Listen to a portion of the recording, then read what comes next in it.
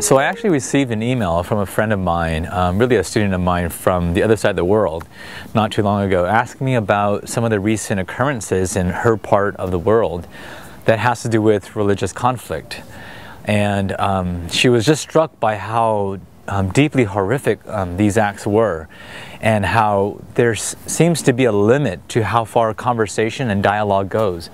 And so in light of that, and especially in light of a couple other occurrences that happened really just this past week in the news, there's a couple further thoughts I wanted to share about the whole issue of religious peace and conflict. They can sort of be summarized in these three ideas. The first is the limits of diplomacy.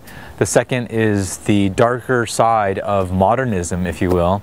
And the third is against the importance of deep friendships. The first point has to do with the idea that there are limits to diplomacy. Diplomacy and conversation and interfaith dialogue and all of this is very important and necessary.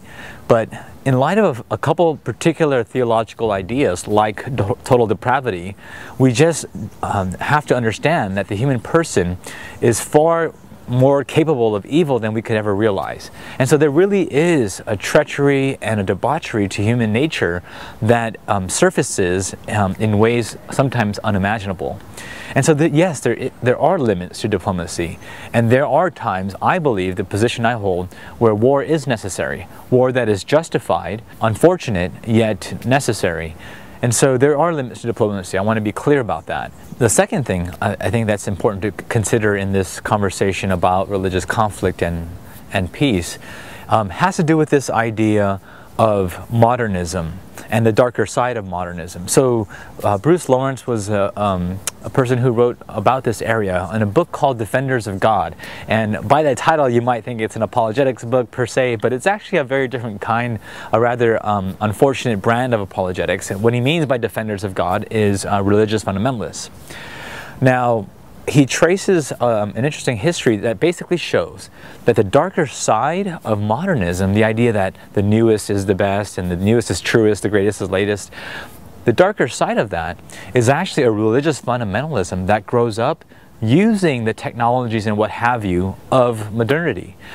And the result from there is what we have is a globalized gang affiliation, for lack of better terms.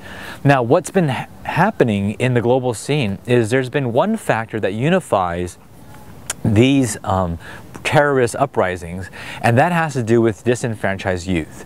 More so than race or culture or what have you, it has to do with the fact that these folks, when they're young, are trained in a certain way to believe that to be affiliated by what I would want to call something like this global gang is actually their salvation, is their way out. And so Bruce Lawrence traces that actually modernism has a darker side, and that's religious fundamentalism in the most negative sense. And so we need to be careful and think through carefully about these issues within social theory, in addition to our theology about total depravity, let's say. The third thing and the final thing I'd want to point out is precisely related to this. A mentor of mine has recently been talking and actually writing in the area of generationalism. The idea that the youth in Beijing are more similar to the youth in Boston than they are to their own parents.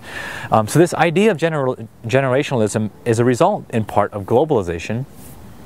But generationalism basically suggests that the importance of friendship couldn't be any stronger. Why? Because the next generation of people who grow up will either repeat the mistakes of our forefathers with respect to this terrorism that we see today, or they'll form deep friendships which will last into their lifetime.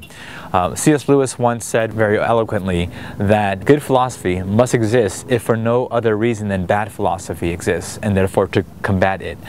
I would want to say similarly that deep friendships must exist if for no other reason than to combat the effects of individualization and fragmentation that modernity has given us today.